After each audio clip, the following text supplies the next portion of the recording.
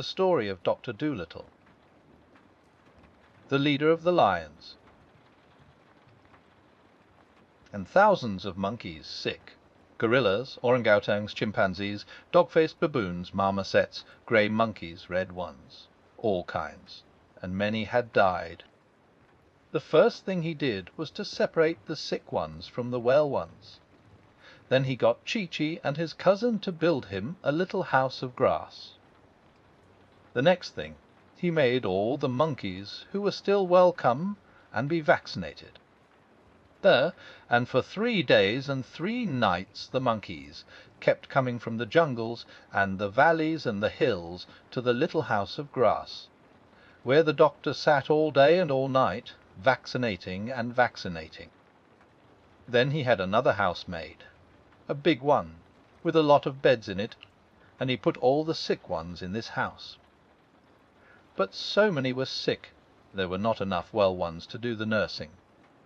So he sent messages to the other animals, like the lions and the leopards and the antelopes, to come and help with the nursing. But the leader of the lions was a very proud creature, and when he came to the doctor's big house full of beds, he seemed angry and scornful. "Do you dare to ask me, sir?" he said, glaring at the doctor.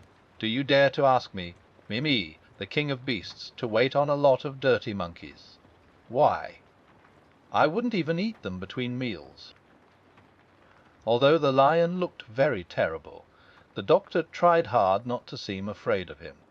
"I didn't ask you to eat them," he said quietly. "And besides, they're not dirty. They've all had a bath this morning. Your coat looks as though it needed brushing." "Badly? Now listen, and I'll tell you something. The day may come when the lions get sick, and if you don't help the other animals now, the lions may find themselves left all alone when THE are in trouble. That often happens to proud people. The lions are never in trouble.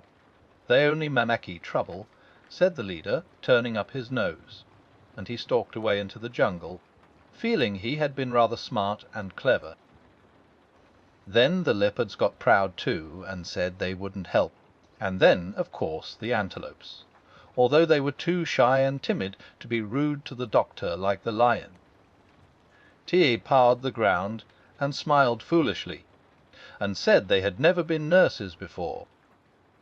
And now the poor doctor was worried frantic, wondering where he could get help enough to take care of all these thousands of monkeys in bed.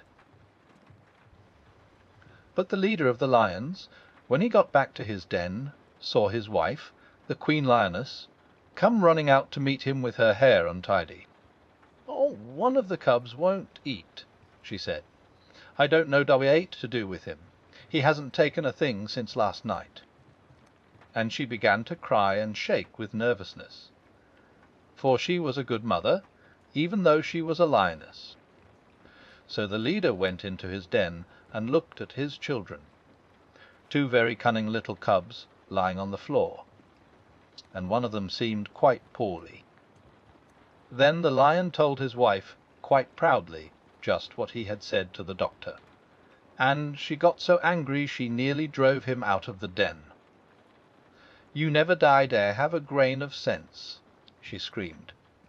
"All the animals from here to the Indian Ocean are talking about this wonderful man, and how he can cure any kind of sickness, and how kind he is. The only man in the whole world who can talk the language of the animals. And now, no dabber, when we have a sick baby on our hands, you must go and offend him. You great booby. Nobody but a fool is ever rude to a duodad. Doctor, you."